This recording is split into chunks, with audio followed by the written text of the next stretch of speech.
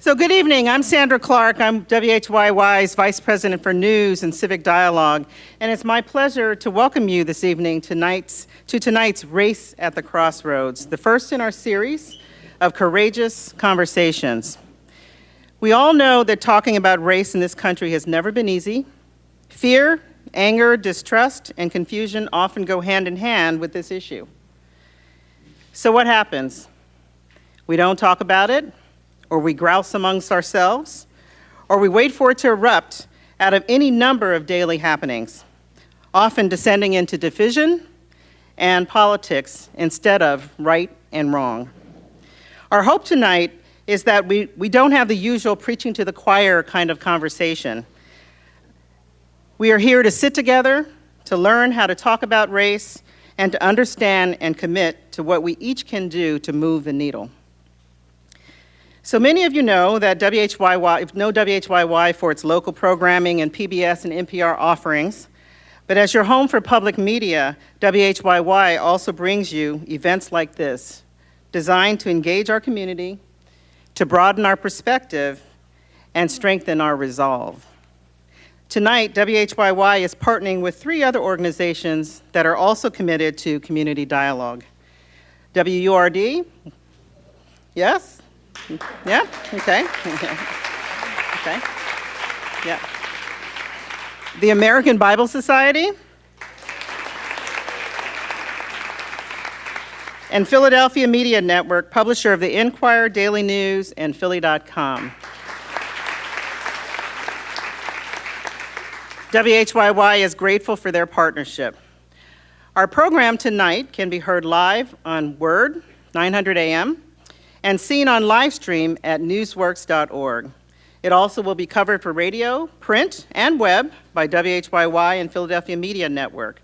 And for those of you on Twitter, and we hope you're out there, our hashtag for this evening is #RaceMatters. Before we continue, I want to thank our WHYY members in attendance. Any members, WHYY members? Thank you very much. It is, without you, we could not continue to provide important content and conversation. And if you'd like to join WHYY, you can go to WHYY.org. So as you've probably noticed by now, all of you are seated at tables with people you probably don't know.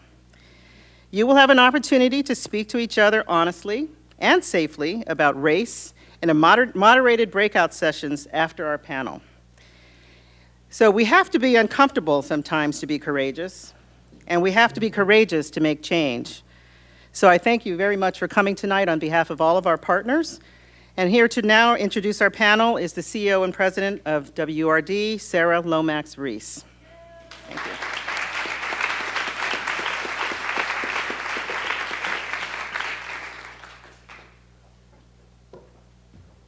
Good evening, everyone. It's great to see such a wonderful, full and diverse audience tonight. We have been planning this for several months. I think I saw Bill Marazzo, who's the president and CEO of WHYY, shortly after Trump was elected. And we got into a conversation and I said, our organizations, because WURD is the only African-American talk radio station in Pennsylvania. So we wrestle with race and social justice all the time. And so I said, WURD and WHYY coming together really would be this wonderful opportunity to bring cross-cultural, cross-racial dialogue to Philadelphia in a very intentional way. So this is wonderful. And over those months, working with Sandy Clark, more partners were engaged in this process, the American Bible Society and the Philadelphia Media Network. And so we have this wonderful 4-way partnership that we're really excited about and are looking forward to this being the first of several conversations, but we're going to see how this one goes tonight, and then we'll decide how we proceed from there. So I have the honor of introducing the panel and our esteemed moderator today. And obviously you guys have this little pamphlet on your table, so I'm not going to read the entire bio. You can read it yourself. But first let me Let me introduce the panel, starting from the far left, Mary Beth Gassman, and Mary Beth Gassman is on WURD regularly, and I'm so happy to see her because I've heard her and for many years, and now we get to see her. Mary Beth Gassman is the Judy and Howard Berkowitz Professor of Education in the Graduate School of Education at the University of Pennsylvania. Her areas of expertise include the history of American higher education, minority-serving institutions with an emphasis on historically Black colleges and universities, and racism and diversity. So let's welcome Mary Beth Gassman.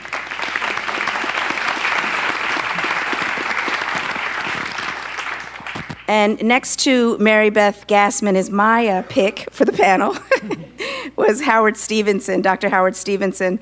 He is the Constance Clayton Professor of Urban Education and the Professor of Africana Studies in the Human Development and Quantitative Methods Division of the Graduate School of Education at the University of Pennsylvania.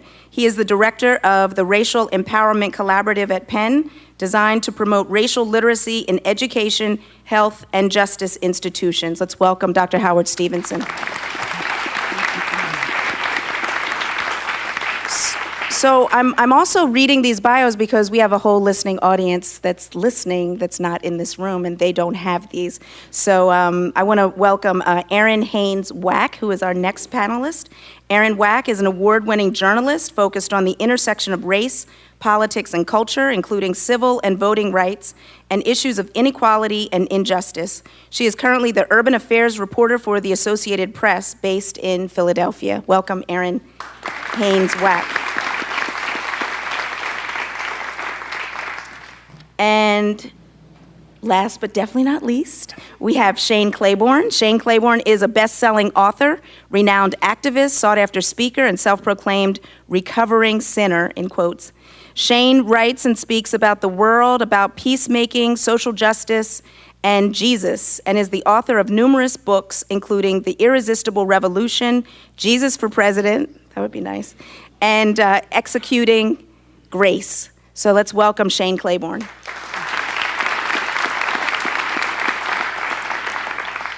And our moderator for the evening is Dr. Dan Williams. Dr. Williams is the senior pastor of New Life in Christ Fellowship, located in Coatesville, Pennsylvania. He holds a Master of Divinity and a Doctor of Ministry from Biblical Theological Seminary, where he serves as Director of Urban Programs and Assistant Professor of Practical Theology. So let's welcome Dr. Dan Williams. Thank you. All right. Sarah, thank you, and welcome again to what I think is going to be an incredible conversation tonight. I hope that tonight becomes an opportunity for us to exchange information, to be inspired, and certainly to leave this place more equipped than when we arrived. Someone might rightly ask tonight, why another conversation about race? Haven't we had enough talk? Well, the truth is that action has been slow in coming, and until attitudes change, words are certainly better than war, which makes discourse preferred. To some degree, these discussions about race can be difficult, and tonight we're hoping that we can have this conversation with more light rather than heat, more information rather than emotion. And so tonight we should get started. Our panel has been introduced, and I'd like to begin this way. It's been suggested that somehow the story of race in America is an American story. So tonight, let's begin by allowing each of you to share a little bit of your personal stories, of your first experiences, first encounters with racism. Dr. Gassman, we'll start with you. All right. Well, it's really wonderful to be here, and thank you to so many people for coming. For me, I grew up in the Upper Peninsula of Michigan, which is not in the mitten, but up near Canada. It's a little scraggle between Canada and Wisconsin that a lot of people don't know exists. And I grew up very poor in rural poverty. And I think that issues of race, which I don't even know if I would have known what the word race necessarily meant as a child, but I do remember that I grew up in a home where my father had a lot of hatred toward especially African Americans, but I would say nearly every other racial and ethnic group with the exception of Native Americans. And so I grew up with this vile human being who used every racial slur, who said the most terrible things about various people of color. He also said terrible things about Jews and people who might have been gay, or anybody who wasn't like him. And so I also grew up in a very Catholic home, right? And so I remember going to church, and my dad always had to sit in the second row because we had to be seen, right? We had to get there early and we needed to be seen. And I remember thinking, my dad is this devout Catholic who wants us to be here and to listen to this word, and the word is telling me that I'm supposed to accept people and I'm supposed to be loving and giving, right? And my dad, on the other hand, is this horrific individual on a daily basis. And so I think when I got a little bit older and I started to read in school, and I do want you all to know that my books in school reinforced what my dad told me, okay? So they were also racist. The school system was also really racist. I mean, my school system had a slave auction when I was in 8th grade.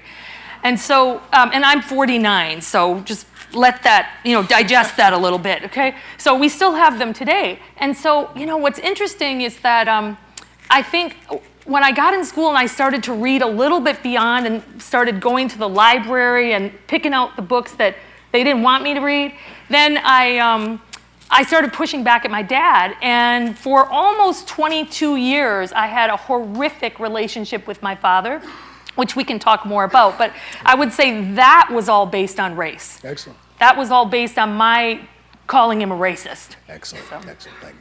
Dr. Stevenson. I would say, since we're talking about childhood, I grew up in a multicultural home. Both my parents were black. My father was from southern Delaware. Anybody heard of Delaware? Nobody heard of Delaware. And my mother was from North Philly. And so those two places are as different from each other as East is from West. And as it pertains for our discussion today, they had very different policies on how you handle racial rejection. My father had us in church what seemed like 24 hours a day, 7 days a week. His idea was when people treat you badly because of the color of your skin, you pray for them with the idea that God would get them back in the end. He believed that you don't sully yourself with the everyday, it's a spiritual warfare, and let God take care of it. He was a vengeful person. He just thought it was a spiritual vengeance.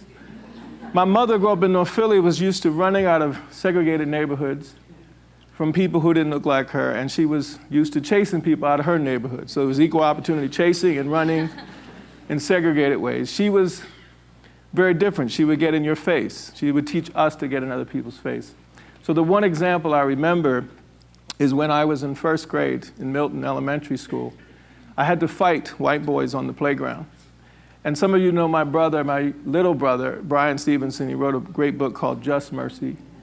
My mother, because she was in your face, I couldn't come home and say that I hadn't battled them. And there was another friend of mine, a migrant young man from a migrant family, Joseph Santiago, who was great when he was around because he was tall to everybody. He helped me fight very well.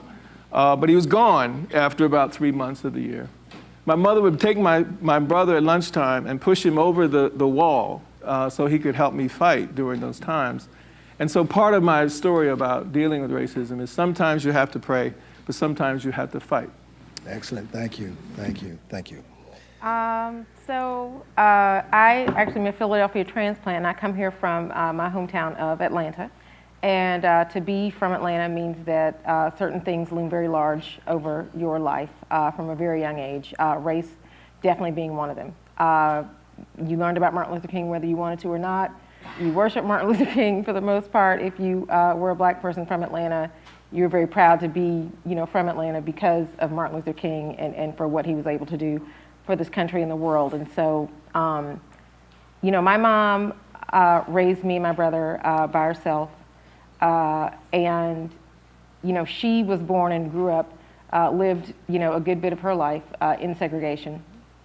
And, so she had a healthy distrust, frankly, for white people for a long time, but did not at all, instill in us that we should not like white people, that we should not befriend white people.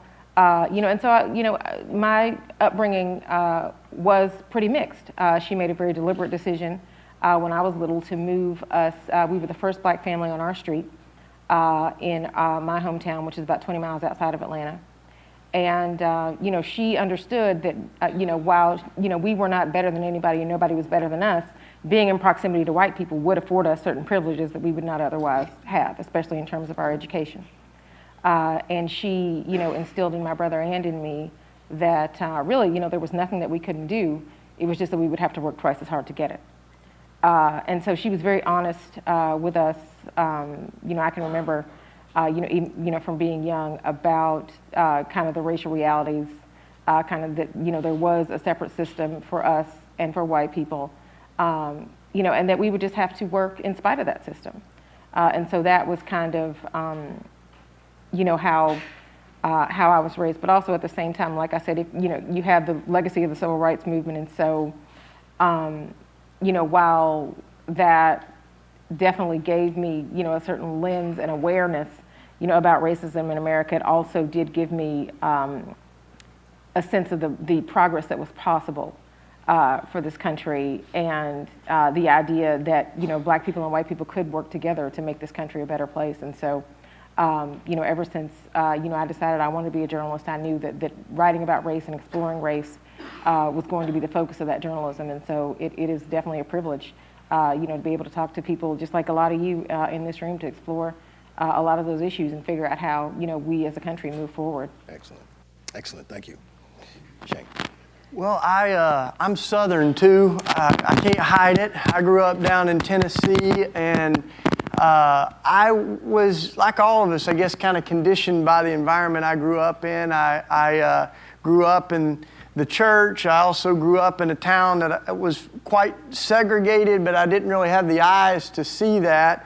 My high school, Maryville High School, was the Rebels, and we had the Confederate flag on everything. It was painted on walls, it was on football uniforms, and I didn't know that was weird until I came up to Philly and I was putting my high school yearbook on my college shelf. My friends were like, "Whoa, brother, sit down." And said, "What is that?" I'm like, "That's my high school yearbook." They were like, "It's also not cool," and I got schooled a little bit, and I began to see that, someone told me one time that our worldview is shaped by whatever we've seen out the window. And when our window changes, our worldview begins to shift. And that happened to me. I started to really see that all of us, I think, are conditioned to trust people that are most similar to us, and my friends in college, I went to a great college, Eastern University, where Brother Brian Stevenson went, and some of my friends had a passion for folks that had hard lives. So they started taking me into the city to hang out with folks on the street,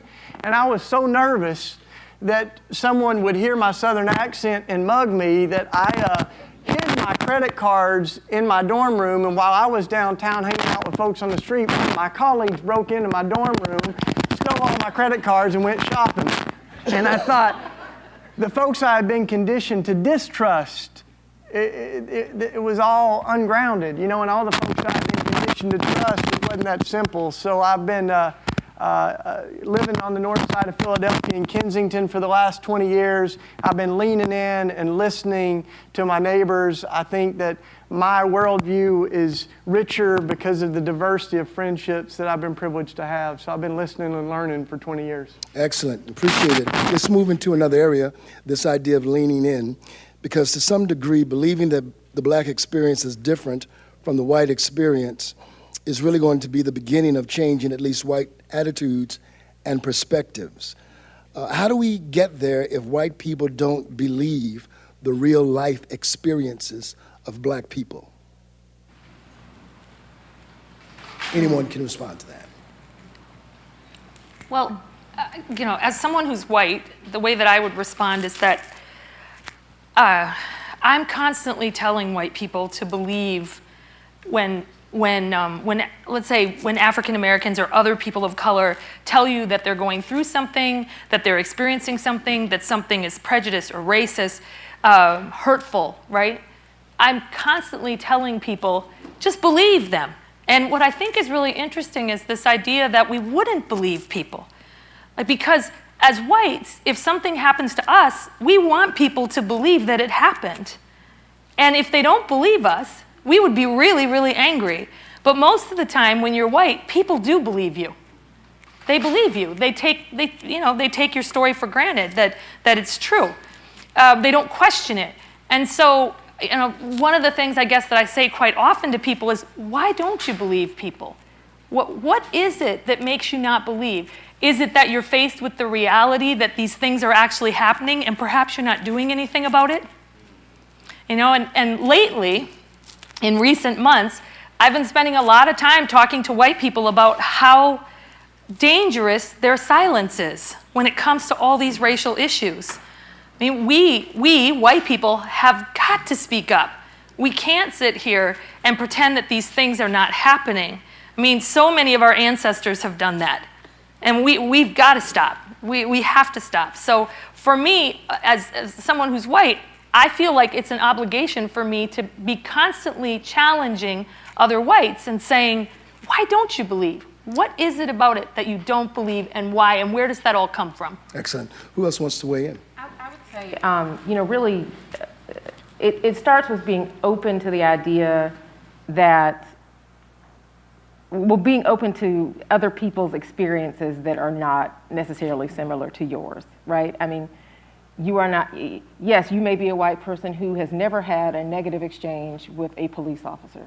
You regard police officers as helpful and friendly and somebody who is there to protect you and who's going to be responsive to you. And so the idea that that would not be true for somebody just because they are not white, it may be something that's completely alien to you. The idea that your child would not be treated the same in a classroom because you expect the teacher in that classroom to treat your child a certain way, for your child to, get a certain, level of education. So for the idea that teachers might treat somebody differently, no way. I couldn't imagine that happening because it would not happen to you. Not really productive. And it doesn't allow, having that view doesn't allow you to believe, to really believe anybody else if that's going to happen. The idea that, of course it's not that hard to register to vote. I don't understand why people don't register to vote. I mean, what are the obstacles really? What do you mean somebody doesn't have a birth certificate? Why wouldn't they have one? What does that mean? It's like, well, actually, some people were born in the South and, maybe they couldn't get to a hospital and maybe they were delivered at home and maybe they don't have a birth certificate. And so maybe that would, present some barriers to them, trying to, prove that they are able, to vote somewhere. Why can't somebody just, I don't understand why people can't just come over here and become legal. Why do they have to come over here and take jobs or, work, certain jobs in on these farms in America? Just because it's not your experience doesn't mean that it's not a valid or true experience. And, covering disparities in policing for the past few years, as I have, one of the most powerful things about that reporting has been the proof that was required for Black people to be believed, that this was an actual thing that should be at least addressed, if not confronted, in some way. The idea that there was an issue with Black people and their local police departments and it was not as if people in those communities had not been saying that for a long time. They had certainly been saying it in St. Louis and in Baltimore and in Cleveland and in other places. But, until, they really had not just the weight of us as national reporters coming to those communities, asking questions and writing those stories, but until you had the Department of Justice, going to those communities, documenting this and saying, actually this is true. They were collecting the same stories, that these people had been telling, in various environments. It was just that without the weight of that authority, those people's experiences were not being validated. Okay, all right. Yeah, For me, it feels like it's a beginning as a psychological strategy, a way to keep power. That is, if I can get an advantage over you in this moment, is to first disbelieve what you are, what you say, what you believe. And in a sense, I think it's a form of dehumanization. And I think there's a proverb that we use in our work called the lion story will never be known as long as the hunter is the one to tell it. Means that we hope in a world that people won't discount other people or their stories. But unfortunately, if we do run into that, we have to have the skills to be able to speak up in the face of that dehumanization. So I would say, what is it that whomever, white people or otherwise, who are afraid to hear and believe someone's story, what is it about you that says you're going to be diminished if you actually accept another human being's statement or story about themselves? And therein lies both the problem, but also a chance for solution. Okay, all right, all right. And also not to say I reject this because it is not true for me. Exactly. Yeah. Well, consider this. In the era of Mr. Trump, with the rise in overt racial hostility, how do we, as a multicultural community, have these honest, respectful conversations about race that will lead to a greater understanding? Specifically, I'm thinking that we've talked about the idea of listening as a priority and believability. Anything you might want to add to that to sort of unpack that a little bit further, particularly in this recent era? Well, I mean, I don't know how recent it is. I think we saw overt racism in the previous administration as well.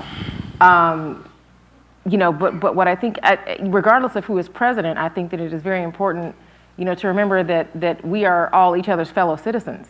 Like, if we can just start there, if you can look at, you know, your neighbors and your classmates and your coworkers as, you know, your fellow Americans, like that is a very helpful starting point to, you know, begin to have those conversations, you know, focusing on at least that foundational thing that makes you alike, if nothing else about you is alike. Starting there is very helpful regardless of who's in office. All right, all right. Shane, were you going to respond to that? I don't want to cut you off. Yeah, sure. Well, I agree with my sister, and I think that, I mean, it's important that, you know, this has come as what Van Jones has called a white lash, you know, after a first black president, after one of the most powerful movements of racial justice and awakening with the movement for Black Lives, and there's a reaction, I think, of white folks right now, and one of the things I think that we've got to do is create spaces like this one where people can listen to each other. And I think for white folks, we got to be in a place where we're a minority more often. I mean, it won't be long before we don't have a choice. Might as well practice a little bit, you know. But I think like we're used to being the dominant, you know, space. And so I think we've got to deliberately seek to learn from black leadership and you know, other folks of color in leadership, and to listen well right now. And I'm deeply troubled as a Christian. You know, it's you know, the statistics all over the news, 81% of white evangelicals voted for Trump. And that breaks my heart, because the same people that gave me Jesus gave us Donald Trump. And I look at Trump and I think, like, when I look at the things that Jesus taught, the Beatitudes, blessed are the merciful, blessed are the meek, blessed are the poor, blessed are the peacemakers, they are the antithesis of the things that we've come to adore and stand for and celebrate in America. And I think that there's something deep underneath the phenomena of Trump that reveals, I think it's a revealing of America, you know, that our idols have become wealth and fame and power and whiteness. And so we've got to name those, and we can't have truth and reconciliation until we have truth. So I think we really got to speak some truth in this moment. All right, all right, all right. That's fine. Yes.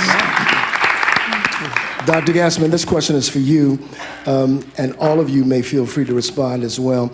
If the path forward is a constant renewal of the nation's ideal of equality for all of our citizens, how do we get to something like equality for all if in fact it's never been a part of the American experience? We're gonna let you have it. Gonna earn my PhD now. All right. Well, okay. So a couple of things that I would say about that. So I mean, I think about that constantly, and I think one of the things that needs to happen, and this sort of piggybacks on something that Shane said, and thank you for what you said, is that I think right now, okay, and I want to acknowledge that Aaron reminded us that none of this is new, and Shane reminded us that this is an unveiling of who we are, right? That one of the things I think we have to do is we have to be really adamant about stating that none of what is going on right now in our country is right. It's not right. It's not right for people to be mistreated. It's not right what's going to happen tomorrow when the budget is released. It's not right. It's not right. It's very easy for those of us who can afford to do all the things that we want to ignore what happens to those who can't. For me, you know, I'm in a situation now, I mean, if you're we both hold endowed chairs at Penn, you're doing okay, right? Mm-hmm. Okay, so we're doing okay. So, but I mean, and I don't know your whole past, but I know my past of coming from really dire poverty. And one of the things I know is I'm never going to forget that. And the other thing I know is the only reason why I'm in this position right now is because of food stamps, of Head Start, of work-study programs, of student loan programs, right? I can keep going and going, of WIC, all of the programs that help people in our society who don't necessarily have a leg up, like my family, helped me to be able to be a professor at Penn. And it's the only reason, aside from one other, mentors, right? Mentors. And in my case, mainly people of color. So when I think about that, I just think that we all have to be aware that in order for our society to all come up, we have to all put in. We have to all be willing to give. And you know, I always laugh every year when people complain about paying taxes because and if it weren't for people paying their taxes, there's no way I could even be in my job right now. You know, I think about that, and I think that we all have, I know this sounds just beautiful and lovely, but we need to take care of each other. And it's one of the things that I really, really cherished about Barack Obama is that he constantly reminded us that we need to take care of one another. And you know, there's a beautiful book by Lisa Delpit, who won one of the MacArthur Genius Awards, and it's called Other People's Children. And I am constantly reminded of that. We need to care about other people's children. We need to care about other people's parents. You know, it's great when you make it, but when you don't look back and care about people who have not, I just don't think we're good people.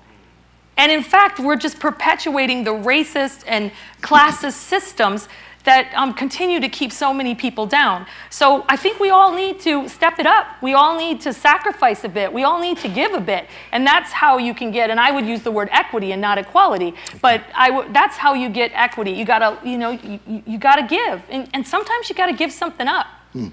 Thank you. Dr. Stevenson. Yeah, I think just to support what my colleagues have said, they're listening around race, and I think conversations are important, but I worry that what makes it hard to actually have a conversation we still are not equipped to do, and that is fear, the fear of difference, the fear of brown and black people. I mean, if you look at some of the research, if I ask some of you, which grade do you think children are most likely to be expelled? How many of you would say middle school? How many of you would say high school? How many of you would say lower school? Or how many of you would say preschool? The answer is preschool. And there's racial disproportionality that black boys are more likely to be expelled, 2.5 times that of any other group. And the reasons are not about the children, it's about the adults. If you look at Walter Gilliam's work, we can find this kind of racial disproportionality from preschool through college and beyond. So the question that's raised is, what is it that's explaining these outcomes? And fear is a big explanation. What is it about me seeing other people's children, not as children, not as my children, not as human, as something that might hurt me, as something that might scare me? So part of the idea of listening is, do I take notice of what happens to me when I'm in the presence of somebody different? Do I get scared, right? It's one thing to believe in social justice, but the question is, if I only have a minute to make a decision and I see a brown or black child in front of me, do I do just things? Do I do social justice on behalf of that child? And the only way I know about how to do that when we're talking to educators and police is to say, I don't believe, I want you to see my child like you see your child. Because then I know you won't shoot your child. I know you won't expel your child the first time they piss you off. I know you won't see your child like a snake or a monster, which if you look at the research, what that racial threat moment fear is about. As much as I would like to listen, as much as I'd like to be good and moral, my fear takes over that moment. And in that situation, either me or you, and I'm going to go home. And I think that's how we've got to be courageous to say, what do I notice about myself when I'm in that fearful moment? Can I take stock so that my decision making isn't do or die? Yeah. It's about you are just like me. You remind me of my child. You remind me of my people. Then I think we can have a conversation that makes sense. Aaron, you look like you wanted to respond. Yeah, I mean, I think what I would add to that, like I said, I mean, living in Atlanta, I had, a civil rights legacy that kind of hung over me. But since then, my career has taken me to our nation's capital. I lived in Washington, D.C. That, the place where, our government, our government is and where, the laws are made that control our lives. And now I live in Philadelphia, the cradle of democracy. And so, really, I think, too, since I've been covering politics here for the better part of a decade, and I feel like especially, in the past several years, people are really starting to think about what it means to be a citizen again. And, I think that, there is nobody, whether they are an American citizen or whether they are in America, who does not read our Declaration of Independence and who does not read our Constitution and who does not think about what that means for them being here. Because, I mean, they're very powerful documents. What we are talking about, what we are grappling with is how we are going to perfect this union. And, I think, your question about, what do you do, to get there, or how do we feel like we're going to get there when that's not where we have ever been? I don't know if that's the right question because, I think about my ancestors and their ancestors, and at no point in this country, have black people been here not trying to be more free, with every generation. You had people who lived and died in slavery, but that does not mean that they did not resist. That does not mean that they did not struggle against that institution to try to gain freedom, if not for themselves, for their children, for their grandchildren. Slavery ends, you have, Jim Crow segregation. At no point were those people not trying to get out from under that system. Maybe they weren't going to be the ones that were able to vote, but their child was going to be able to vote, and that was going to be something that happened. And so, as a Southerner, I'm just going to use the football analogy. I mean, every generation, regardless of whether it was going to mean anything for them or not, they may not get the touchdown, but they were going to move the chains every single time. And so that's what you do while you are here. Whether you get the touchdown or not, you're going to get whoever comes after you that much closer to getting the touchdown. All right. Another question. Let's keep this moving because you alluded to it a little bit earlier. History and symbolism, in many ways, have created a contentious debate in our culture, and I'm specifically thinking about the New Orleans-related removal of the Confederate monuments. How, in fact, does our understanding of history, or the lack thereof, impact our understanding of race in America? Shane, I'm going to start with you, and then I'll move on down to you, Dr. Gassman. Well, I growing up down south, I think one of the things that we realize is that we've had a certain version of history that we've been told. When I was with the Equal Justice Initiative down in Montgomery, they put a display up of all of the memorials to the Confederacy, and then they said, now where are the memorials to slavery and to the movement for racial justice, and there were like one or two of them, and one of them was Rosa Parks, and on the back of it, it had Hank Williams on the back. Compromises, Martin Luther King Day shares Robert E. Lee Day,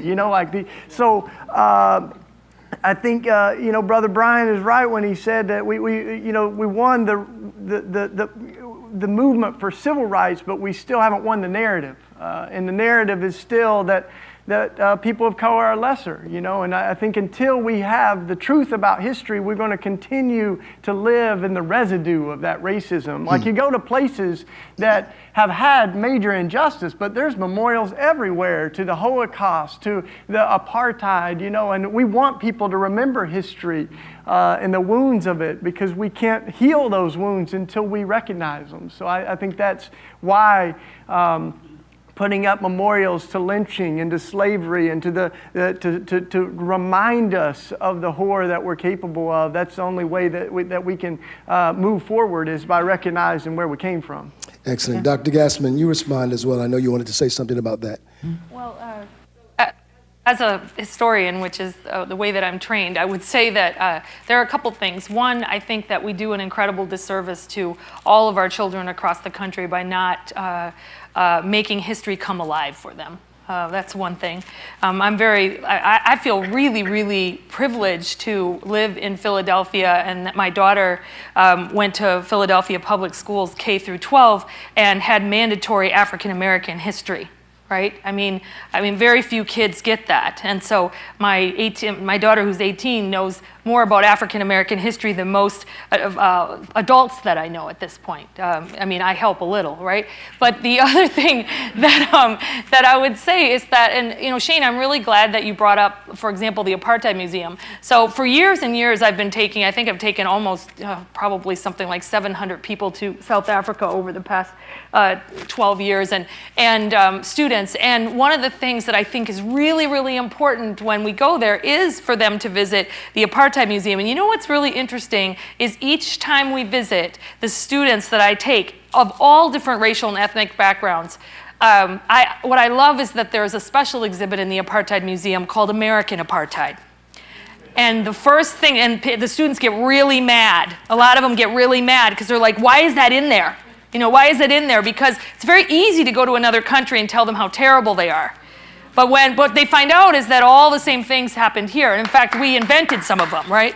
So, but what I want to say about that is, all these monuments that are coming down, right?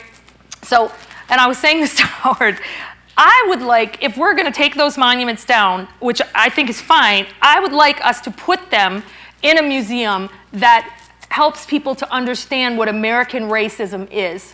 I'd like all of those things in there, with curated in a way that helps us to understand what has happened, who was oppressed, right? Who was oppressed, and how this all happened. Because I don't want to see us repeat things. And what I see right now is a slow wiping away of our past, and people trying to get us to believe that these things didn't happen. History books saying that slaves were happy or that they were well taken care of. Presidents of the United States saying that.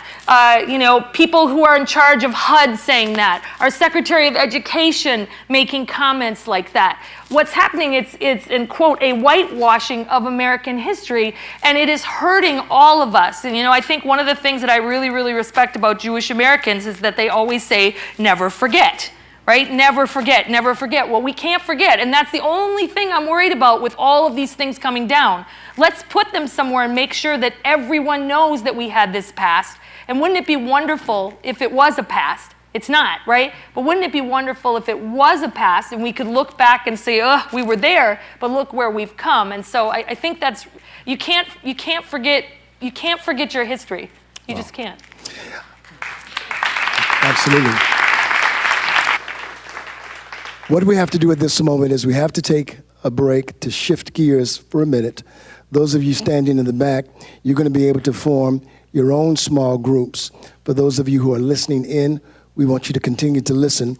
And you're going to have table facilitators to move throughout other elements of the conversations we'd like you to have among yourselves. And so give us an opportunity to switch gears you'll be moving towards the table facilitators and that conversation, and we're going to continue our conversation right here on stage. Thank you.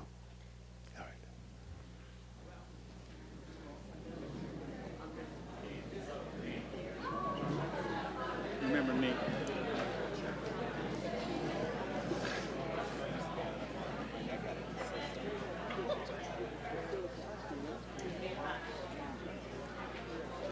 One of the things that we're going to do now is just have our own conversation here on the stage for those who are continuing to listen, all right? All right.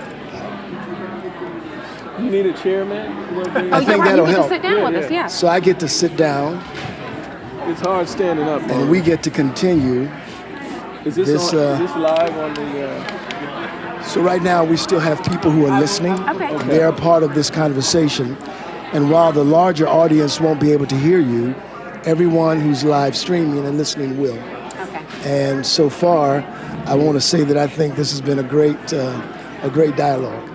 Let me try to keep it moving by asking you, you looked as if you wanted to add something to the idea of the historical symbolisms coming down, and I don't want to cut you off.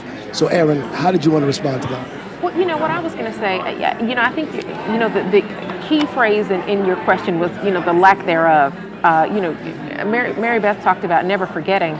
In some cases, you've got people that never learned this history in the first place. So that, they can't, it's not even there for them to forget. You've got, I was astonished when, frankly, the president did ask, we need to talk about, what the cause of the Civil War was. And it's like, wait, of course, I am, slavery is, what I would scream is the answer. But there are people who still in 2017 would be open to debating whether or not slavery was the cause of the Civil War. And so if that's where we are as a country in 2017, then you know that we have a long way to go, especially in terms of educating people about and getting people to be honest about the history of this country. When you can have a Secretary of Education who, refers to historically black colleges as, pioneers in school choice, that would be astonishing to me as somebody who knows better than that and who, but I also must recognize that not everybody actually knows that. And why don't they know that? And, what do we need to do so that more people do know, that is in fact not true? Here we are in the midst of, the 150th anniversary of Reconstruction. That is not a conversation that we are having, and yet that legacy is still with us. Why are we not having that conversation? That context is relevant, to where we are. And so when you don't have that context, what ends up happening is that you treat incidences of race or racism as individual things that need to be addressed and then moved on from, instead of part of a pattern and practice that it uncovers systemic things that need to be changed and addressed. Yes, thank you, Dr. Stevenson. I can see you nodding approvingly. So everyone, when Mary Beth was talking about the importance of not whitewashing, I think that's important. When Shane was talking about, and just now, Aaron, the idea of learning. When Brian was doing, when there was this discussion from South Carolina about Confederate flag and the like and the removal, part of the struggle is he felt a long time he couldn't convince anybody why they need to be removed because of the argument that it's a cultural history. So part of the fight part on his side around bringing up lynching and the history of lynching and to actually commemorate lynching with the museum he's now going to be building in the next year is to say that if you're going to have that flag, then you should also have the history of this lynching that goes along with it. So you can't whitewash what the history of that flag is as well. So if you keep it up, but also know that in these particular places are the same. This flag represents this kind of killing and murder because of people, and that knowledge. It's another way of teaching a history that's also invisible. And I would just add to that. We are talking a lot about black and white, but we've been, in our sort of work, been trying to identify for Native Americans who are more likely to be shot by police than any other group. That's another form of dehumanization and another form of history that isn't told, that people don't know about, and that the actual invisibilizing or the not knowing is a very important psychological reality, but it's a statement of our history that's living among us right now. Yeah, excellent. Dr. Yasmin. one of the things I was going to say is that I think it's so important that we do anything that we can as parents, as teachers, in our roles as professors, as community members, to ensure that children are taught a wide history. What ends up happening is that you really end up getting taught a white American history with some sprinkled on others, right? So it's very whites are at the center. And the issue is that in this country, whites are not necessarily at the center. They're, if you take a look, if we talk about the origins of the country with Native Americans, if we talk about the role of Latinos, right? If we talk about the role of African Americans, the role of Asians in the building of our country, which we often forget as well. Why aren't we learning all of these things? And if you start to learn about all of the achievements of all of these different racial and ethnic groups, you start to view people differently. Because what ends up happening is we learn all about the achievements of whites.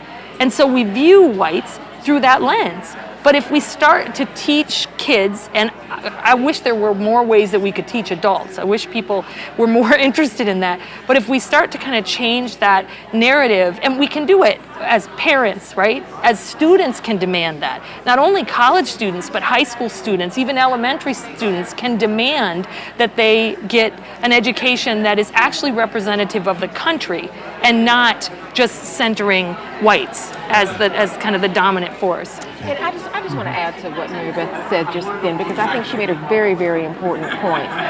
Not only do we learn about, white American history, through the lens of their achievements. We learn about brown people in terms of their suffering, in terms of their persecution, in terms of their being less than. And we do not learn about the bad things that white people did, in this country. Like we either brush over that or we don't address it at all. And then we don't mention the achievements of brown people, in this country and to this country, and the role that they played in creating the America that we, all, know and love today. That's a great observation. Let me offer this, let me toss this out, because I think we're headed that way, because we haven't talked much about structural racism. Before I do, but let me raise this as an issue. There are people who contend that racism is integral, that it is a permanent and indestructible component of our society. Now, what I'd like to know is, do you believe that that is true? And if you do, how then do you present the truth and avoid creating a kind of crippling despair? There are people who believe that this issue, this conversation we're having tonight, is integral, is indestructible, that it's permanent. And if that's true, I'm not assuming you believe that to be, but if it's true, let me know what you believe and whether or not you can continue to proclaim what we know to be true in light of what might be creating a kind of despair, and why keep trying. Well, I don't believe it to be true, but I think that the idea the fact that there are people that do feel that way goes to the point that structural racism is real. Because if racism was real for you, your parents, your grandparents, and their parents, and you believe that it's going to be true for your children and your grandchildren, then part of the reason that you may believe that may be the structures that are in place that keep you and your family in the same situation over and over and over for generation after generation. And so, a lot of what my job is as a reporter is yes, we certainly want to, having those human stories does make, having those experiences being told, getting those narratives out there does, can make racism more real for people, especially for people for whom those are not, their experience. However, having data, having proof, frankly, gets us beyond that emotion and that, what people may have intended, and gets us to the impact. It shows you, how this structural racism exists, by who is being affected. And so if you don't start from, somebody didn't mean to do this when they created this law or this agency or these neighborhoods or whatever, if you can get to, well, they may not have meant to do it, but that this is where we are. And so are you okay with leaving this here? Or don't you think that since we know how people are being impacted, shouldn't we try to figure out what to do about that going forward? A couple of you leaned in, and I don't want to. Yeah, I mean, do you have something? Go ahead. I don't know if you read the book or heard about color law. So the idea of how the government segregated America, it's an interesting thought around housing and its impact. And we just had a launch for our program, Forward Promise, and one of the social advocates, James Bell, made a point to say that gentrification has done more for mass incarceration than this world would ever know. And that part of the idea of systems that are operating and that legally have been allowed to operate to restrict, say, where people live, and how that then determines employment options, determines what kind of schools you can go to, determines how you can pass down wealth to other people in your family. It's quite scary if people knew that. And that over time, how you think about losing options for segments of our folks, poor whites as well. There's a way to consider, how do you teach that to young people about the world too? If you're going to teach history and you're going to teach segregation, do you also need to teach intergenerational segregation?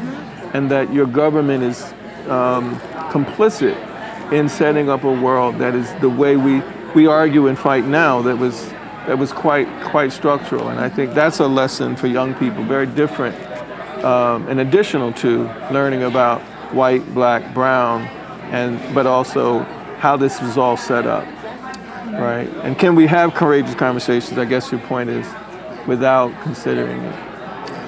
Just to spin one more dynamic into it too, I think we're talking a lot about black and white, and I think there's also the native piece of that too, to where like if we're really going to heal the wounds of history, we've got some serious responsibility to repair those wounds, you know, I think just as there's the narrative side where how we tell the story of Christopher Columbus, you know, is important. And, you know, I didn't learn growing up that he said natives are such good folks, they'll make good slaves, you know, like those were not things I learned about Christopher Columbus, you know.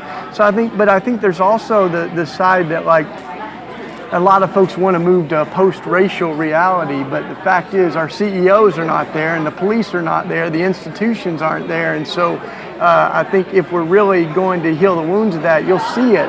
And one of the least affected institutions in society when it comes to the civil rights movement has been the criminal justice system. And, you know, in my neighborhood, our schools are going bankrupt at the same time that Radnor schools are getting, you know, smart boards and iPads. And so I think those inequities, we got to see those. And race is a major player in all that. Dr. Gassman, you seem like you have something you want to say. Oh, well, one thing I was going to say is that regarding whether or not I think that racism is, I guess, endless, right? There are entire groups of scholars who believe that racism has no end, and I do not believe that. And one of the reasons I don't believe that is I do think it's a dire way to live. You know, it's a very dire way to live, and it also renders people helpless and powerless. And so I think that if we believe that, then what do? We just give up. And so for me, you know, getting up every day, every single day that I get up, I'm thinking about racial issues in the country, every single day, right? And I know that most people probably don't live their life that way, but especially most white people, but I do. And part of that is that I'm thinking about, how do I make a difference? How do I make change? How do I find a way to make the lives that are really difficult better? How do I do that? Even if it's a small way, right? Even if it's a small way. Even if it's just listening to someone who is really having a rough time in a class with a professor who's treating her in a really racist way. But I'll listen, you know, I'll listen and I'll believe her. I'll believe what she says to me, right? So I feel like I feel like you can make progress with individuals. I'm very hopeful about that. And what I always remind people is systems are made of individuals. So if we can make progress with individuals, then we can change systems. But it really does take what I said earlier. I mean, we have to be willing to give something up. You know, we have to be, I feel like so many of us hoard all the opportunity and don't give it to enough people. And we don't even need it all. It's sort of when people get so rich that they don't know what to do with their money. I mean, there are so many of us that have so much opportunity, and we could be giving that opportunity to so many others, right? And I think that I think it's doable. I don't think that prejudice goes away, because I think prejudice is everywhere. But education can help alleviate racism. Conversations can help alleviate racism. Interaction, personal stories, listening, all the things that Howard was talking about they're so important. And I guess for my own life, the fact that my dad really turned a corner in the end because of a relationship with an African American man, the first one he ever met, but it changed his whole life. It changed his views about everybody, even my sister who's lesbian. All of a sudden he was okay with her. Right? So the conversation with the African American man changed my dad's views with my sister. And these things don't even really combine, right? But what he realized is a window opened, as Shane said, and what he realized is that, I was wrong. I was wrong. I was wrong. And maybe I'm wrong about something else. And maybe I'm wrong about something else. And so I think that I'm always given hope by my dad. Because as I said, 22 years I fought that man, and nothing I did mattered. You know what mattered? A friendship with a guy named Charlie. That's what mattered. So I guess I tend to be very hopeful about things, because I do think that there are those turning points in our lives that change. For me, it was sitting in a Catholic church, thinking to myself, why is my dad saying all this and then telling me that I should follow Jesus? Like, it doesn't make any sense. One of them is wrong, right? And since this one guy's got all these books written about him, I think it's my dad. So. Well, you alluded to something earlier about the idea of post-racial America. And I'm not sure, but the late Dr. Francis Cress Welsing talked about the idea that some of the tension emerging, particularly from white supremacist groups, others in America, was located in a kind of genetic destruction, dismantling that would make white in America no longer dominant. And so I'm curious to know where you land in light of that conversation. You alluded to it earlier in one of your comments about the way the world is changing, the way the world is browning, and that's going to happen no matter what we do, given the roles of interracial marriage, relationships, a kind of cross-pollination that's occurring now. The Census Bureau suggests that by 2045, this browning of America, quote unquote, the end of white majority rule in America will be over. Let me hear you respond to that a little bit. Well, I just would say, like, it was on the Oprah show, I think it was Raven Simone said that, she didn't want to be seen as a black woman, she just wanted to be seen as human. And I feel like I can appreciate the humanity of someone, but I also think that there's a danger in the color blindness, the idea that we don't see color, because over and over we know that people see color. Police officers see it. The Freakonomics study that shows the exact same resume just is presented, but the names are different. On one it's Greg, on the other one it's Deshaun, and Greg gets the job over and over and over. So I think we've got to be careful to think that we can just move into a colorblind society. And there's something about, I think, cultural blindness too, that I think that God created culture, and God loves diversity. Every DNA is different, every fingerprint's different. I think that we are unique people, and the world's better when we can see it in color. When we can see each other's culture and appreciate each other's history. So I think we got to be really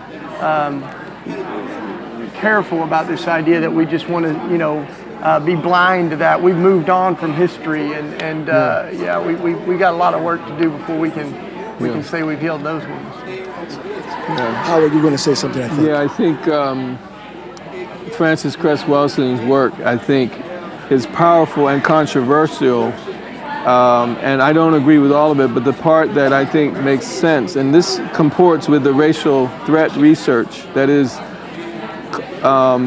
if you look at, and even some of the MacArthur scholars, one out of Stanford whose name I'm forgetting, she's done all this work on what are people thinking when they have moments and they're faced by people of color in their presence. And the images that come up are very primitive images of darkness, of animals, of apes, and that those images are what trigger. Like if you said I only had a couple of seconds to make a decision and a brown person in front of me, the idea is that if that triggers for me a sense of fear that comes from you maybe hurting me or these images, and I'm not even conscious of them. Let's just say the implicit bias research is saying teachers in preschool don't know why they're always, if you ask them, they're saying we're fair with everybody. But you ask most parents, they say, I love all my children. And you go to the children, you ask, no, he loves Johnny more than he loves everything. So the reality is it's always implicit. You don't really know, but the color confrontation theory suggests that your color is going to annihilate me. There's going to be less of me in this moment. And it's not very far off from what this other research is doing. I said, that's the interventions we've got to make. And I think individuals can change once you reveal to them, did you realize how you unconsciously decided who was better than another, who was scarier than another, who was going to hurt you more than another, who you couldn't give all your best to than another, or who scared you that you were just paralyzed to give anything. That's where I think we can make differences, because we can actually help people to say, calculate, locate, communicate. What's going on with you now? Like when they're talking out here, I'm interested in what's going on with them when they're listening to their partners or they're trying to speak. There's a level of anxiety. What do people think of me? Will I say it the wrong way? And that's what we want to get at, to push the courage to speak up and to say what your voice is. And or to say, stuff that are hard to hear, but that are part of your story. So I think that's where we can make a difference. Two things. One of them connects to what Howard just said. So recently, Howard and I were together, and he was mistaken for another African American man, okay? And I, of course, noticed it immediately when it was happening. And so he said, that happens to me all the time. And I said, well, I'm sure that it does. However, one of the things that I've been doing lately is every time I see white people do that, I pull them aside and I say, hey, come here. And I say, I want you to know that you just mixed up two people that you regularly interact with. And what's wrong with it? And they'll say, oh, I'm so sorry, I didn't mean to do it. I realize you may not have meant to do, but what it means is that you're not seeing them. You're not listening to them. You don't know their stories. You're not looking at them. And you need to go and apologize. And so, one of the things, and I know, they're probably getting mad at me, but one of the things that you said, Howard, was that once people realize it, sometimes they change. And so one of the reasons why I've been doing that lately is because I'm hoping that maybe the next time when they're in a room with people, they listen to their name, they listen to their story, and they look at the differences, right? Because none of us wants to get mixed up. As someone who's called Mary Ann and Mary Lou and Mary everything all the time, I like it when people call me Mary Beth. The second thing I was going to say, and I know someday this will come back and get me, but is that I'm not interested in a post-racial society. Post-racism society would be lovely, okay? But I, like Shane, I want to appreciate people's race, their culture, their gender, their religion. I want to appreciate all the many facets of who they are. And I would never want to be sitting here and in my mind thinking, Aaron I don't see anything. I would never want to, I don't want to live in a colorblind society. I want to live in a society that appreciates all the differences. And Shane, I love what you said. I mean, we should say that more often. Even if you're not religious, right?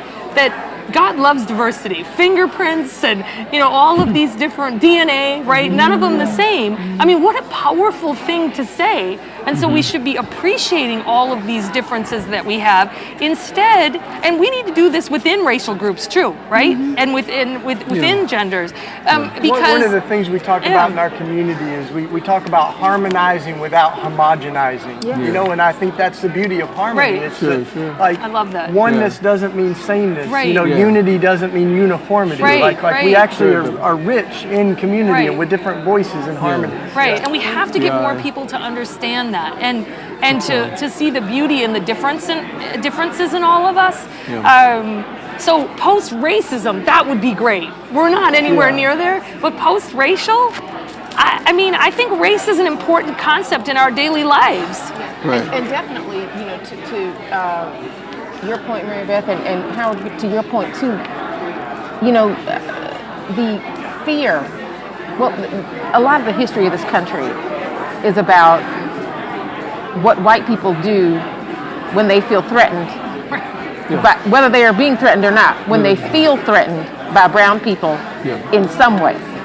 That is the history of this country, right? So it is one thing to address on a case-by-case basis an instance of injustice, right? I mean, you know, I think that most people know what injustice is, you know, on an individual level. They would say, oh, that is wrong, we should right that wrong, and then we can move on, right?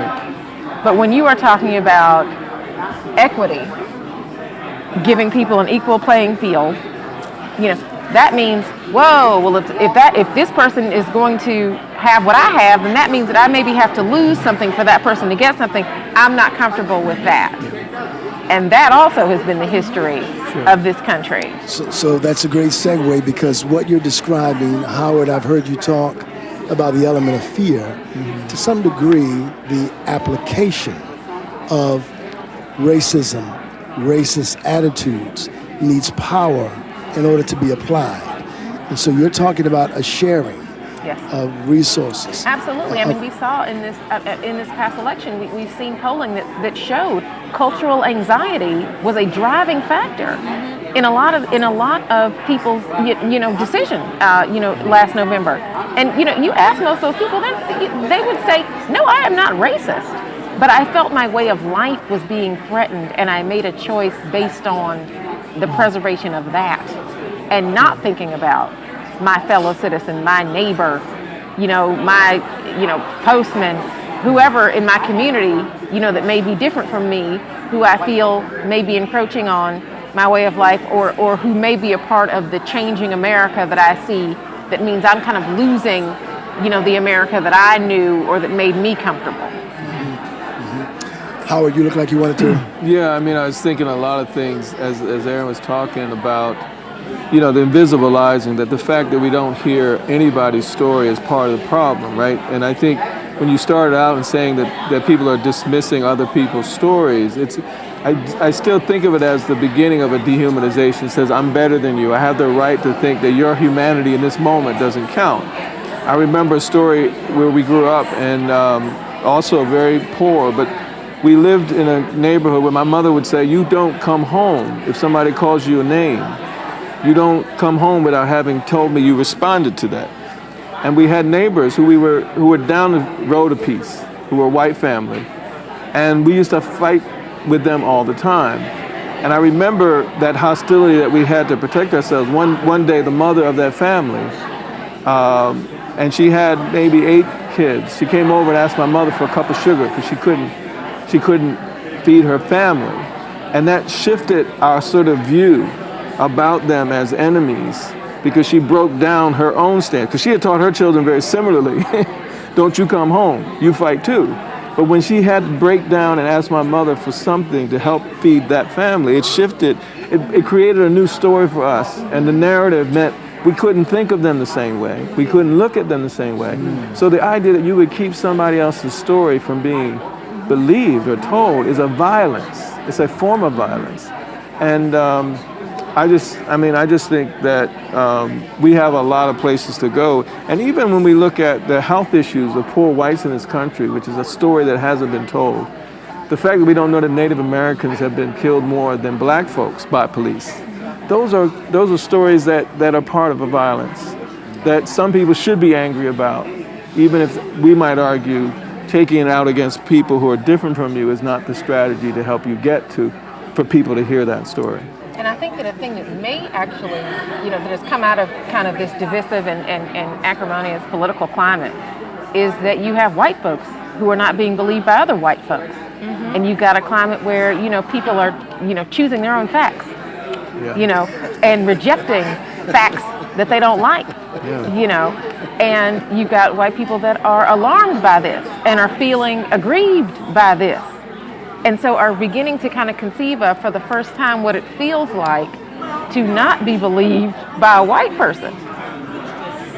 And that is very upsetting for them, and it is causing them to explore some things that maybe they wouldn't have explored before last year. Good, very good. Let me raise this. The metaphor for our conversation tonight has been race at the crossroads. And there obviously are places and monuments, as well as moments in history where our nation's destiny seems to have been determined. Mm-hmm. John Lewis describes the Edmund Pettus Bridge as such a place. He identifies that bridge as a kind of deciding factor for the direction of our country. And tonight we're using the metaphor crossroads. He would use a bridge. What would you be thinking about as a metaphor to get us from where we are to where we need to be as a nation in regards to the issues of race? If crossroads is the context for our conversation tonight, where we stand, if, according to Lewis, a bridge became another jumping off point, what might be an additional metaphor that you might use? Some might look at Ferguson as a pivotal place, moment in time. What might you consider to be a deciding place? Well, I mean, one thing I would say is that if I were, I think there are all these different moments, but if you were, from my perspective, if you look at the country as a whole, the whole country, so everybody in it, I think that the election of Donald Trump is one of those moments. And part of that is because and I'm going to go back to what you just said, Aaron, because one of the things is that you had all these people who really didn't believe this kind of vile racism was around. They didn't believe they didn't believe the individual racism. They didn't believe the stories of blacks and Latinos and Native Americans, etc. They didn't believe those stories, right? But you got onto something here, right? Is that now they're not being believed, and their rights are being stepped on, and the programs that are helping them and their parents are being pulled out from underneath their feet. It didn't matter when it was black and brown people, but when it's white people, they'll start moving. And you know, one of the things that you said, Howard, was, wait. No, you might have said it, Aaron. Trying to remember about your. Oh yeah, you did, about where you lived, right? And your mom knew that if you go where white people are, right, you're going to get more resources. And which is one of the reasons why I've sent my daughter to public school, because I know if more white people send their kids to public school, then more resources will go to public schools. So, but what we know is if it has an impact on white people, people start to take it seriously. And I know there are lots of white people who don't believe that and think that's crazy. It's not crazy. And so I think with the election of Trump, what happened is, all the people who were not aware that all this stuff has been going on are fully aware and can't deny it anymore. And it's having an impact on them. And so when are we moved to movement? When it has an impact on us. I wish that we weren't all like that. I wish, and I know that we aren't all, but I wish there were more of us that were moved to action by when we see what happens to others. But most of the time we're moved to action when it has to do with us. And I think the election of Trump is a big deal. Yes. I think, I'm jealous of Mary Beth, because if I wasn't a journalist, I'd be a historian, because I love history, and I love the history of this country because I think it's very instructive. But, I mentioned earlier that we're, at the 150th anniversary of Reconstruction, right? And I think that Reconstruction was a very important moment in the history of this country. And while we didn't necessarily get that right, I think that we had the right instinct when we attempted Reconstruction. When we were trying to heal the country, trying to move forward as a country, not necessarily by subjugating, a certain region of the country, but really by trying to bring this country together and move forward. And to try to get past the stain of slavery as something that was not tenable. And we could be revisiting Reconstruction today and that anniversary, and really thinking about what we need to do in terms of maybe a Reconstruction now. For America, because I do think that, obviously we're not at a parallel crossroads, but we are at a crossroads in a lot of ways around race in America. And, the idea of Reconstruction certainly, I think is a metaphor that we could use to try to figure our way out of that. Powerful. I was thinking, one of the things when it comes to fear, we were asking some of the kids in the neighborhood after Trump was elected, what are you thinking? And what they said was just heartbreaking. Some of the kids said, is he going to make us slaves again? Another kid said, is my friend Muhammad going to be allowed to still live here? So many things. But then what occurred to me is what also has risen is a fearlessness. I think of Bree Newsom, I think of Kaepernick, and all the different folks that have made such courageous stand. The people that you would think have every reason to fear, fearless, and other folks that you would think what do they have to fear? They're very scared. A lot of white folks, and so I think it's an amazing moment, to celebrate and stand behind these iconic moments where folks have said, we will not, buckle down with fear right now, and it's a beautiful thing. Yeah. It's funny that you bring up Kaepernick. So I was talking to somebody today that he can't get a job back in the NFL, right? That I think as you tell the story, you tell all of the story, and that's part of ongoing socialization, like you do with your daughter, try to do with my sons, that you feel both pressured by, but almost like, let me just tell you all the story, right? Beach and sun. Sand is a sort of metaphor for me. You can either see it as a beach or a desert. And I think if you come to the desert with a bathing suit, you're not prepared for it. But if you understand that it's not going to always have water, you prepare for that. You can still get through a desert. And that's where I think knowledge and history makes some sense. That if you're telling the truth about, we're really not at a beach. You can still prepare for hard times and speaking truth to power, but you can't imagine you're someplace that you're really not. Good evening. All right. I know there's a lot of really good conversation going on, but we're going to invite you to just kind of tune back in up here up front. Finish that last brilliant thought, because I heard a lot of brilliance going on around here. Give you about another 10 seconds. I won't count you down. My mother was a third grade teacher, and they used to do the lights. Anybody remember that when we did the lights? Well, hello, my name is Arthur Satterwhite. I'm a senior manager at American Bible Society. Again, we're just excited to be a part of this conversation, to be partnered with WHYY, with WURD, with the Philadelphia Media Network, because it's conversations like these that have an impact. It's conversations like these that actually result in change. Something that kind of stuck with me from that first panel, Aaron, you had used the football metaphor to talk about moving the chains, right? Does anybody in here feel like we've moved the chains at least a little bit? Can we get a clap? All right, so what we wanted to do, because we know you're eager to feedback, to talk, to enter into the conversation up here, but you've just exited conversations around your table, right? So we'd invite maybe one or two, just a few tables to maybe share with the entire group, what did you hear?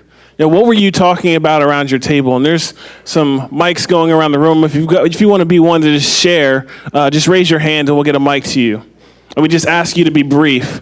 We got one right here. I thought I saw a hand. In the back over here, we've got a few hands in the back. Again, we would just ask you to be brief because we want to just kind of sum it up and maybe your top point. Mr. Stevenson reminded us that we need to look at black children as our children. I think that's one of the most important points that came up at our table. That's good. That's good. And I hope I can do everyone justice at this table because, truthfully, it's trying to understand what us white people are not willing to say out loud or not willing to acknowledge and understand the hurt, the suffering, and the degradation that we've imposed on black people so we can maintain our position in society. That's good. Another one. Maybe someone on this left, right here in the middle.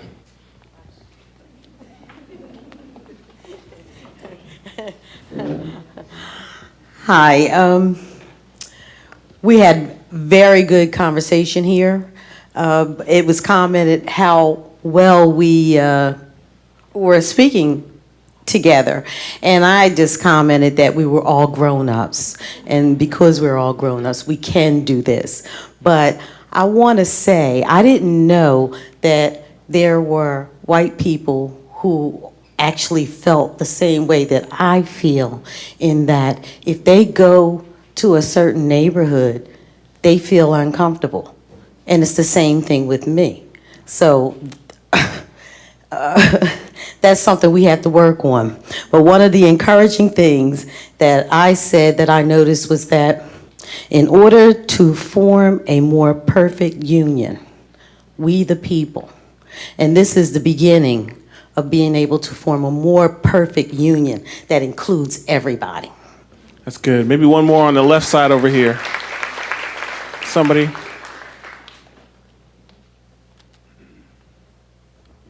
Evening. So we had we had a lot of good discussion, but I'll just say we had as far as what discourages us, a lot of people at our table are Christians, and we find it difficult that our churches are really segregated, and even as churches, we're not really reaching out to people. So that was something that was discouraging. But as far as encouraging, we're glad that we have events like this where we're talking. Another thing that was encouraging, or just a solution, would be we understand that we need to have education and educate our children, but we also need to have where we have relations. And when I say relations, but we get to know people, and we not just do it academic, but you also become a friend to somebody, or you actually get to know them and their story and their life. That's great. Let's just give ourselves a hands now. All right, so for this next section of the evening, we want to invite you to talk back, to share, to ask questions of our panelists. And while you're thinking of your questions, that's what I'm going to invite you to do right now. Think of your question. Begin to get a little excited. Get your hands ready. I'm going to open it up as I prepare to kick it back over to Dr. Williams here and just ask the panel. The title of tonight's event was Courageous Conversations, right? Race at the Crossroads. Why do these conversations take courage?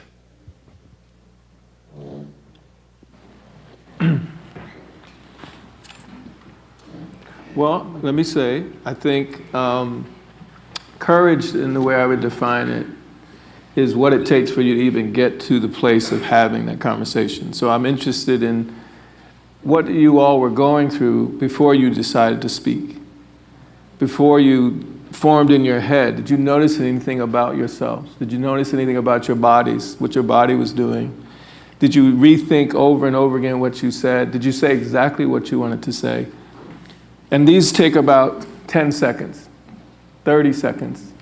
And we think in our work that we want police officers and teachers to be able to think of, notice themselves in a moment, less than 30 seconds before they make a decision, to decide that you are not scary to me, or that this is my issue, not your issue, that I'm stressed right now, and taking stock of that. We think that's a form of racial literacy. So I'd be interested in, courage to us is not that you save the world, but that you notice yourself, being yourself in these small moments so that you make better decisions for the people who you are here to serve. And that's courageous to admit that I'm scared, courageous to admit that I'm worried about what you think of me. That's courage in the way I would define it. Well done. Yeah, I think it sounds like you all were definitely having some very courageous conversations, and taking the step to come here, that's no small thing, because there are a lot of people in this country that are not having these conversations, or they're having them amongst each other, but not with other members of the community, people that would require them to step out of their comfort zone in the way that a lot of you have to come here tonight. So I really, applaud everybody in here for doing that, because it is an important step. And I would encourage you to continue to do it even outside of this room. You've shown here that tonight that it's something that you can do, and it's something that you want to do. And I think that it is. It will take each one of us to begin to be able to do that in our communities, as individuals, to our friends and our neighbors, and people that we know, to begin to you start with having that kind of base relationship. That trust that allows you to have those conversations. But you guys took a tremendous leap of faith, because you're doing this with strangers. So if you can do it with strangers, you can definitely do it with people that you know, right? With your family members, with your friends. I know it's hard to do it with your family sometimes. I know that that's hard. But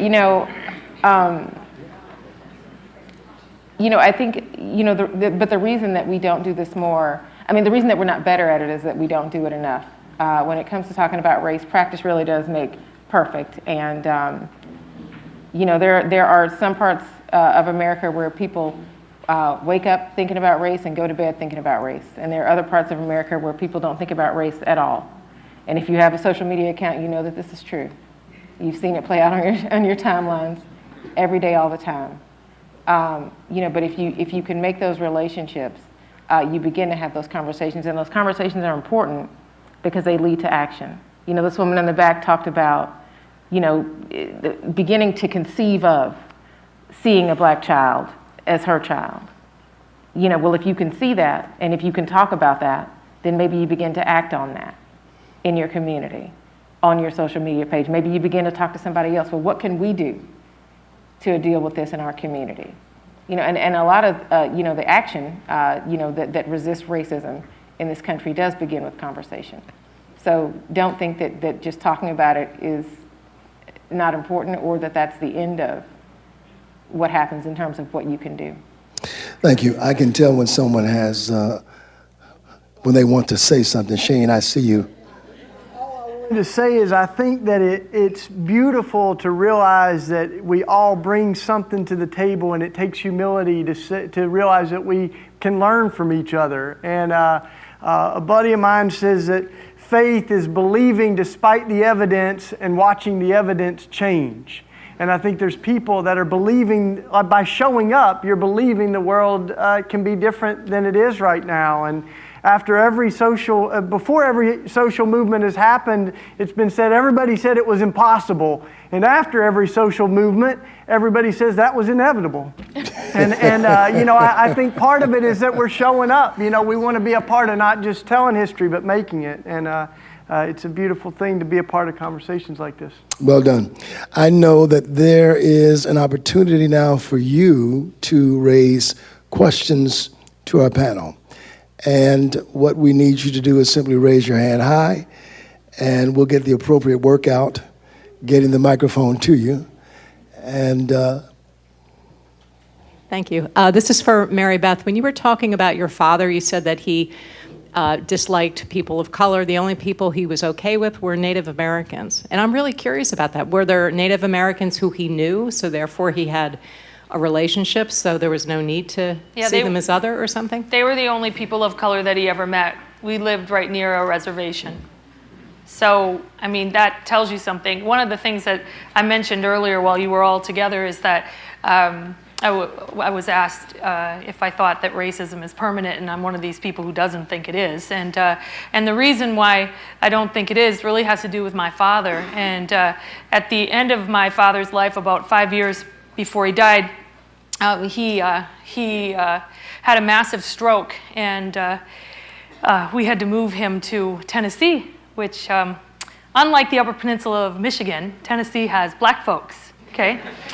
We had to move him to Tennessee because my little sister was living there, and she was the one who could kind of help with him, because my mother is very, very small. She's only 4'8" and weighs about 90-some pounds, so she couldn't take care of him. And so, the interesting thing about that is because we were so poor, my dad, we had to put him in a nursing home, and because we were so poor, he didn't get a private room. He got a room with an African-American man. Yeah. And he was really, really angry. He was, in fact, embarrassing and terrible and horrific to that man. Just horrible. And I was humiliated. My sister was humiliated. We ended up leaving my dad there with this man. And I don't know what that man did to my father. I have no clue. But when we came back, my dad was a different man. Okay. So, I don't know what he did. But I'll tell you something really beautiful about their relationship is that my dad figured out that they both loved John Wayne movies. They both were World War II vets. They both liked to flirt with the nurses inappropriately. Okay. They both loved pizza. They both loved breakfast on Sundays, like big breakfast. And they loved swapping stories that were probably all lies. You know what I'm talking about? Okay? And so, my dad ended up with this really, really beautiful friendship for the last 5 years of his life. And I learned a lot about racism from my dad because I asked him one day, Dad, why did you hate African Americans so much? And he told me, he said, because I hated my own life. I never accomplished what I needed to accomplish, what I wanted to accomplish. I lived in poverty my whole life, and I needed someone to blame. And since everyone else is blaming African Americans for the problems in our country, I chose them. Wow. And then he told me he was wrong. So. Another question. I see a hand there. I thank God for these courageous conversations, and I just pray they lead to congruent actions as well. But I think my real question is, do we see that racism is a team sport, that is systemic, that you have a justice system, you have an economic system, an education system. You have all these systems in place, which means racism is not ignorant. It means that racism is purposeful. And we begin to understand that, how should we attack those systems? Because talking and us sharing our testimonies are wonderful. It gives us some level of empathy and understanding. But at the end of the day, what is the real focus on trying to change the systems that maintain racism, which keeps us apart? You didn't address anyone specifically. Did you want a specific person? Who wants to have at that? All right. I've often thought that if you go to bed at night expecting to eradicate racial discrimination, systemic racial discrimination, you're probably depressed most nights when you go to sleep. That's not a reason to do something about it. Some of you know my brother. You know the work he's done. The work that he and EJI did to no longer, at the Supreme Court level, to fight the idea that 12 and 13-year-olds could no longer be jailed in this country for capital and non-capital crimes, was an example of addressing systemic discrimination. The reality is that states are trying to get back the rights to do that again. And that should be a lesson. But curing legal discrimination does not address the trauma that's happening to our children every day. So you can't just fight at the level of systems. You also have to start at home and teach your children about a world that has the systems that doesn't see you as human. And I think that's just as powerful. And it's working your way up as opposed to working top down. But I think it's absolutely essential that we teach young people that the psychology of being in those systems affects how you believe in yourself, so that you can't even get through the school that doesn't have you at its best interest, right? I would just say that it's going to take people in power to give up power. The one example in my brother's life and ours is in high school, there was a white theater arts teacher. Her name was Harriet Jeglin. She was considered the best teacher. She taught us in many respects. In Delaware, there were only like two kinds of plays. You could either be in Hello Dolly or Oklahoma. There was only two plays. In my senior year, she decided to give up power as a white woman by choosing Raising the Sun as the senior school play. There are only 2 white parts in that play, and as you know, Lorraine Hansberry's play, it's a wonderful story about black challenge and progress. I played the role of Willie Bobo, and who lost the money. My brother played the role of Walter, as you know. But the thing about it was she took the heat of the hostility of others in that school, because there was no play for them. There was no place for them. So the compromise was to have 2 plays that year, Raising the Sun and Hello, Dolly. But she made a systemic decision to give up the power, because she took the heat of the white parents in that school and the white students in that school, so that we could be in the center of the pedagogy. We didn't have to be on the outside. We didn't have to catch that heat. So I would argue that systemic has to be defined in many different ways, but you cannot forget the trauma impact of being in those systems on young people, face to face. How do we teach them that they're at a desert, not a beach? It's a lot of sand, but we can prepare you for the desert. You just can't bring a bathing suit. Does that make sense? Okay. Shane. My mentor is Dr. John Perkins. He's the son of a sharecropper. He's an incredible civil rights leader. He said, we've all heard it said, you give someone a fish, they'll eat for a day, you teach them to fish, they'll eat for the rest of their life. But he said, we also got to ask, who owns the pond? And why does a fishing license cost so stinking much? And why is it so hard to get to the pond? Like, all of those are a part of the question too, and I think that's why Dr. King said we're all called to be the good Samaritan and lift our neighbor out of the ditch, but after you lift so many people out of the ditch, you start to say maybe we need to rethink the whole road to Jericho, you know? So I think we've got to look at the justice side of this, you know, and the fact that we've got a crisis on our hands. Like, right now, 1 in 3 African-American boys, 1 in 3 born today can expect to go to prison unless we change something, right? This is the residue of slavery. We got more black folks in prison than there were slaves in 1850, right? We've got 5% of the world's population, but we got 25% of the world's prison population, 1 in 4. Like, this is a crisis on our hands, you know? So I think we've got to recognize that, and we got to get in the streets. We got to take courage. You know, some of my friends, I get home from an event like this, and they go, "How was it?" And I go, "Ask me in a year." You know, because this is not about a moment, it's about a movement. And I think we gotta keep waking people up to the crisis that we're in right now. And those of us that have been privileged, so-called privileged, we gotta realize that one of my friends said, privilege is being born on third base and thinking you hit a triple. You know, so we gotta realize that we've been born into different realities, you know, and I think for people of faith, this is a moment too. Some of my brothers and sisters have been more white than they are Christian. We got to allow our identity in Jesus to change us, you know, so that we, sorry, I got to. That's all right.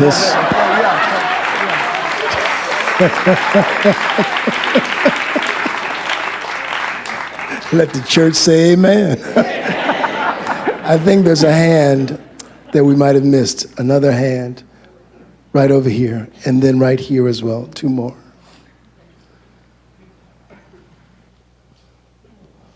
I think one of the issues is that the main problem is I think white people are beginning to feel as though they are losing ground. And I think that's one of the things that has been holding us back. But I think white people need to realize that black people out there trying to get a job, black people got to pay the gas, the electric bill every month just like you do. We all are in the same struggle. And once we realize that we're all in the same struggle, I think this will make us better people. And I think number 45 have made us come to the light. I think there's another question right up here. Raise your hand high. We don't want to miss you.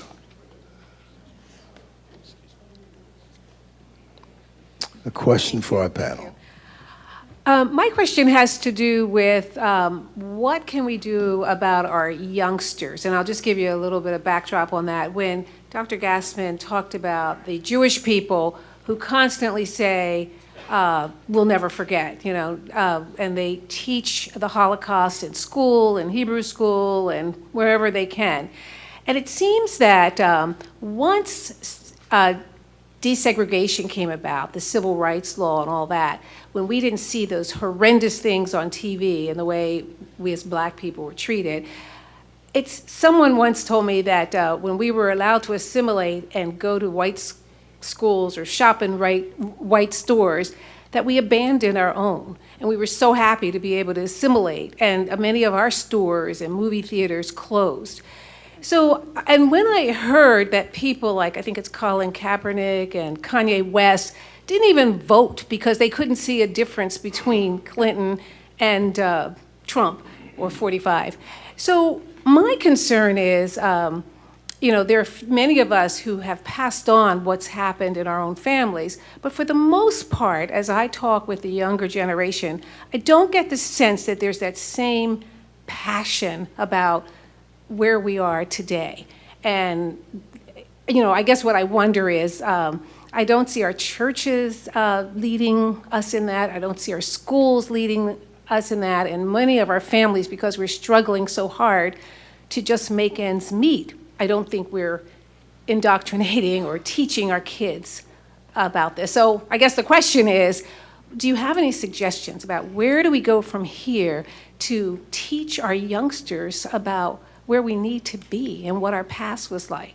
Is that question aimed specifically at any particular panelist? All right. Anyone.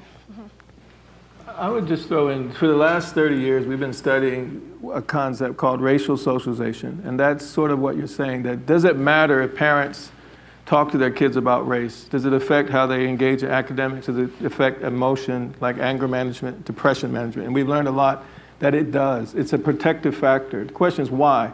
Why would talking to your children about race actually give them a sense of who they are? The way Mary Beth has talked about talking to her daughter. Well, when you talk to young people, they're confronted by racial elephants all the time. And amazingly, nobody asks them, what's it like? How does difference matter in your life? Has anybody ever treated you different because of your difference? The way you walk, your skin color.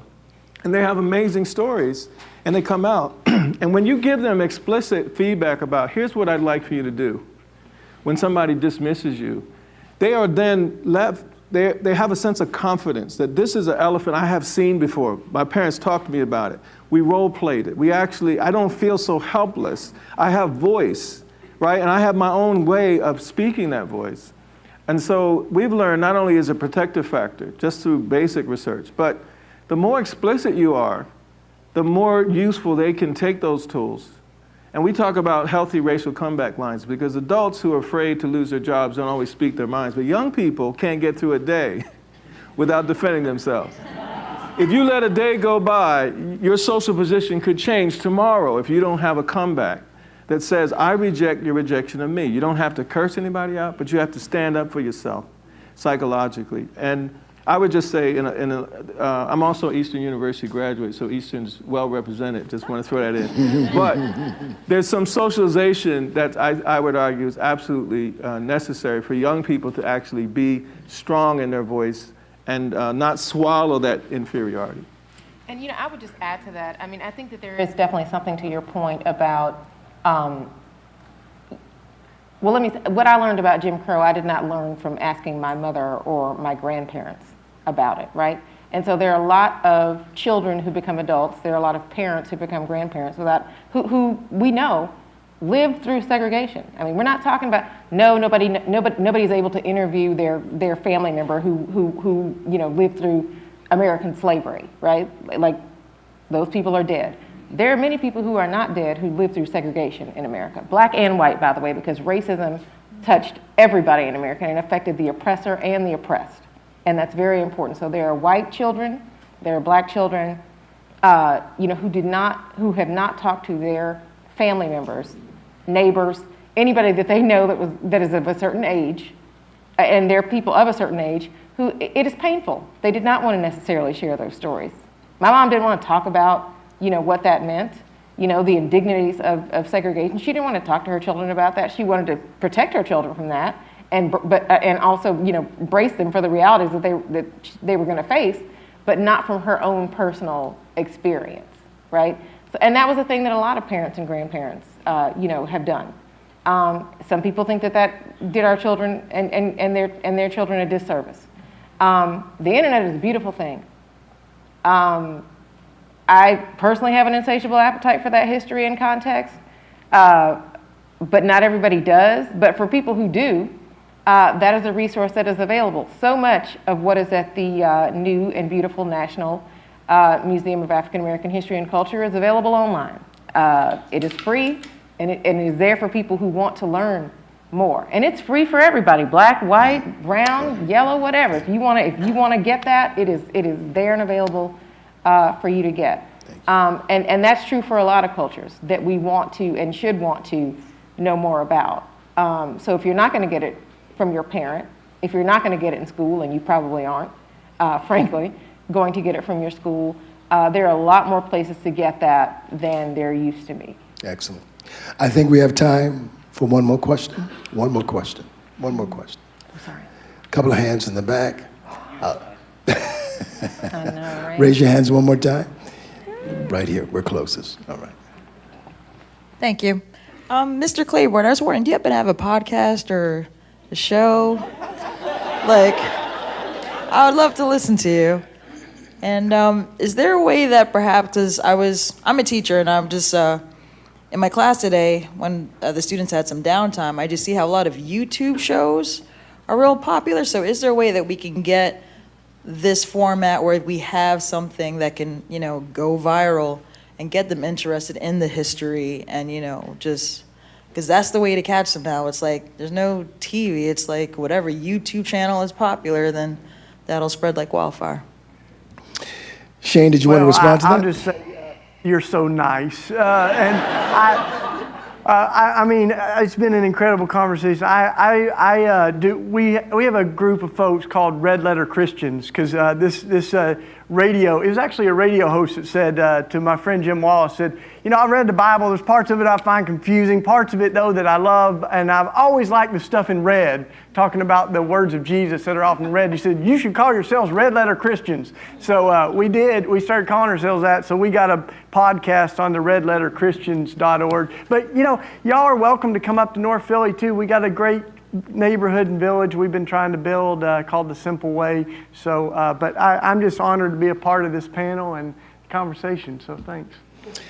I think we have about a few minutes, maybe closing comments from each of our panelists. And just before they make their closing comments, let's thank Mary Beth Gassman, Howard Stevenson, Aaron Wack, and Shane Claiborne. Let's thank them.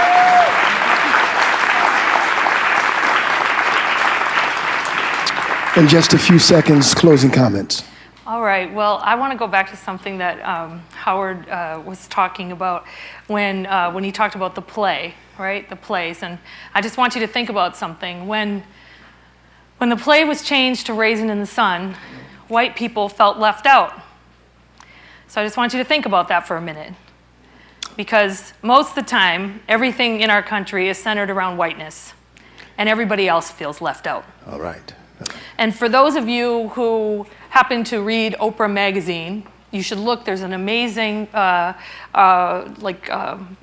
photography exhibition in the magazine right now. And one of the photos is of a little white girl in a doll store looking up at all black dolls. And she looks so disappointed and hurt because she doesn't see herself. And what we don't realize is that every day we have people of color who don't see themselves anywhere. And that hurts, right? It hurts, and it's not equity, it's not justice. So I would ask that the white folks in the room, I want you to really think about what Howard said about the play. And for me, and I always go back to my daughter because I spent, a child is like a tapestry. They're like a painting. They can become anything. And what I would say is that make sure that you implant the most wonderful things on your children and the most beautiful things and the respect for others rather than the worst of humanity. Mary Beth, I'm afraid we're out of time, and so sorry. we have to wrap up. So that will be the final word. Oh, well, thank you.